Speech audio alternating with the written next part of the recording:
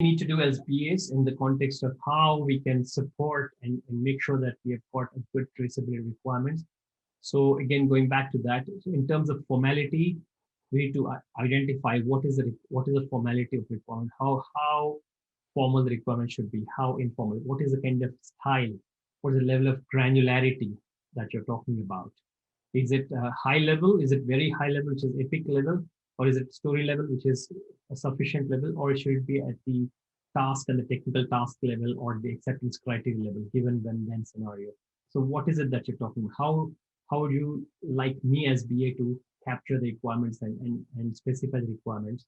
And what is the level of granularity that the team is comfortable with, right? So that's what something that we need to sort it out. There's no one size fits all there, so it depends on the size and depends on the team, the stakeholders, and everything else around that, and the relationships. So how are the stories? How are the requirements related to each other?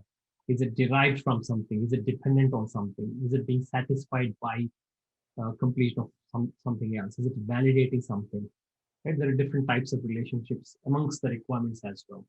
How would you relate one requirement to another, right? So is it a parent of, or is it a child of, parent-child, for example? That's where your whole or part kind of thing can be done. Or is it a type of another requirement? Is it derived from somewhere? Is it dependent on something else? Is it a constraint? Is it a business rule?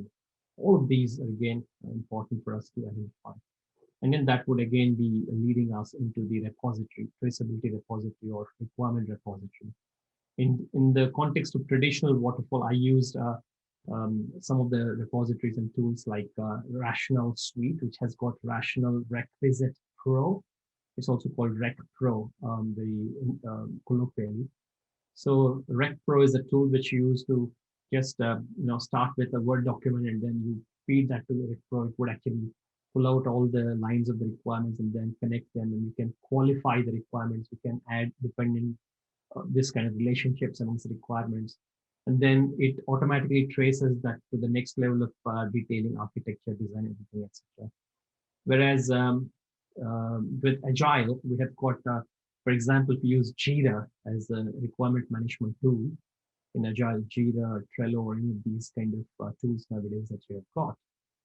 It pretty much is similar in the sense you've got the requirement, and from there you can attach the stories to the requirement. You create a story, you write the description, you can assign the resources to that, you can add the specific attachments of the wireframes and the design documents to that. You can mention who is responsible for it, what is the status of that, and which status that particular requirement is. Is it in the analysis stage? Is it in the development stage? Is it in the testing? Is it ready for testing? Is it testing complete? And is it deployed?